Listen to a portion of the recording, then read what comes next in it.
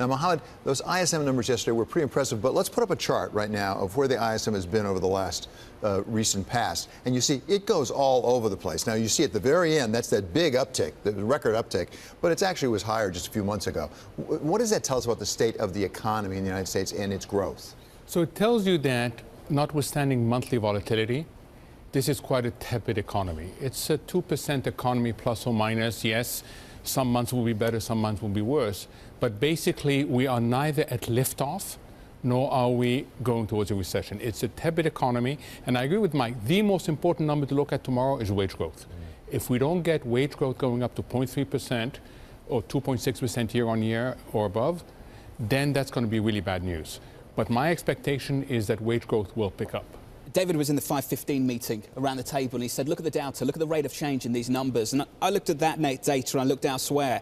High frequency data, incredibly volatile. If you're at the Fed, what on earth do you do when things look like this? Well, that tells you shouldn't be overly data dependent. And part of the problem is we've been overly data dependent.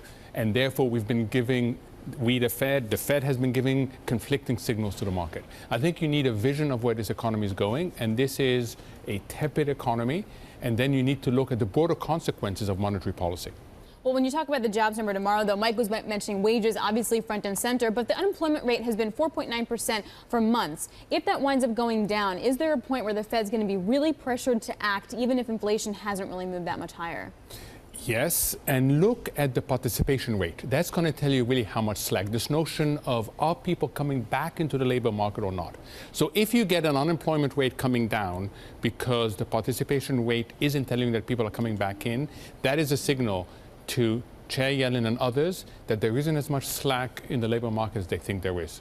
So a big question that comes up is what do low rates mean for elsewhere in this kind of third part of the mandate? You've got the labor market, you've got price stability, and then you've got financial stability. Vice Chair Stanley Fischer speaking yesterday, and here's one of the quotes from that particular speech, and it's about ultra-low interest rates, and I'll quote him: "The transition to a world with a very low natural rate of interest may hurt financial stability by causing investors to reach for yield. But here's the kicker. On the whole, the evidence to date does not point to notable risk to financial stability stemming from ultra-low interest rates." What is Mr. Fischer looking at versus, say, what Mr. El-Erian is looking at, where you yourself have talked about the financial stability risks? So I don't know what Vice Chair Fischer is looking at, and I respect him tremendously.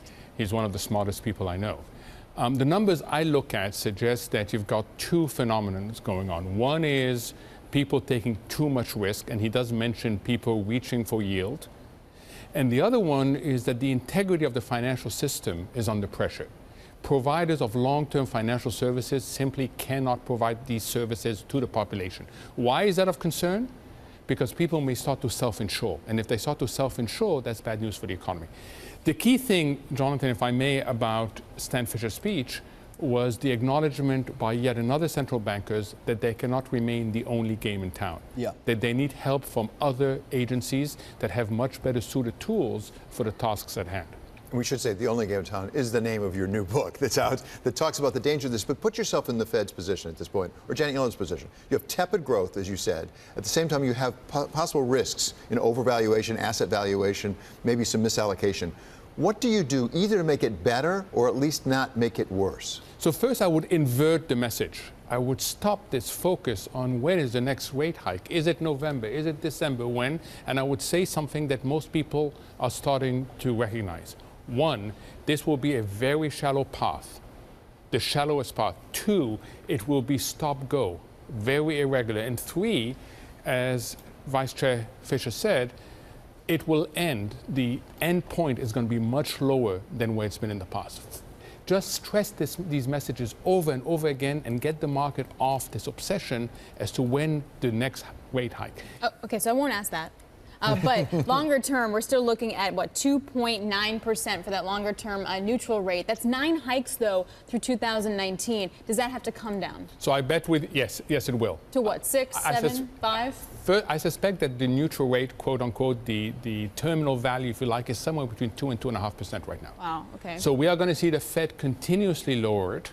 And it's been doing that. It's been continuously lowering it. And we are going to have a destination point that's very low in historical terms.